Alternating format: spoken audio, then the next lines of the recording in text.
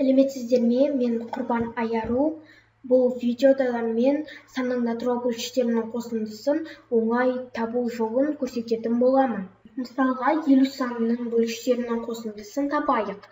Бірінші 50 санын жай көбейткіштерге жіктеп аламыз. Сонда 50 саны 2-нің 1 дәрежесі көбейтілген 5-тің 2 дәрежесі. 50 санының бөлшектерінің қосындысын табу үшін 50 санының бөлшектерінің қосындысын формула арқылы табатын болсақ, 2 санның 1 қосылған 1 дәрежесі азайтылған 1 бөлінген 2 азайтылған 1.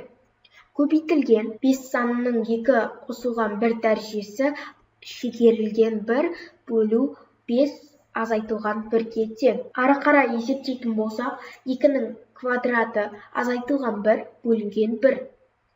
Көбейтілген 5-тің 3 дәрежесі азайтылған 1 бөлінген 4.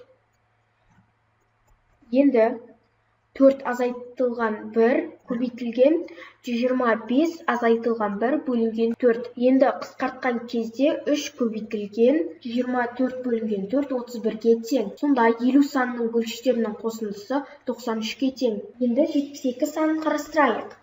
72 саны 8 бен 9-дың көбейтіндісіне тең.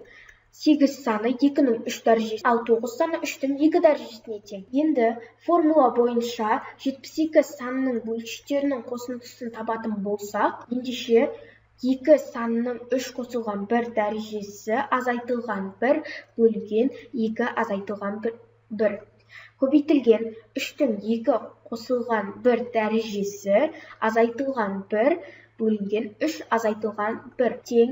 2-нің 4 дәрежесі азайтылған 1 бөлінген 1 көбейту 3-тің 3 дәрежесі азайтылған 1 бөлінген 2 тең. 16 азайтылған 1 бөлінген 1 көбейтілген 27 азайтылған 1 бөлінген 2. 16-тан 1-ді азайтсақ 15-ге тең, ал 27 азайтылған 1 бөлінген 2 12 13-ге тең. Сонда 15 көбейтілген 13, 72 санының бөлшектерінің қосындысы 195-ге тең.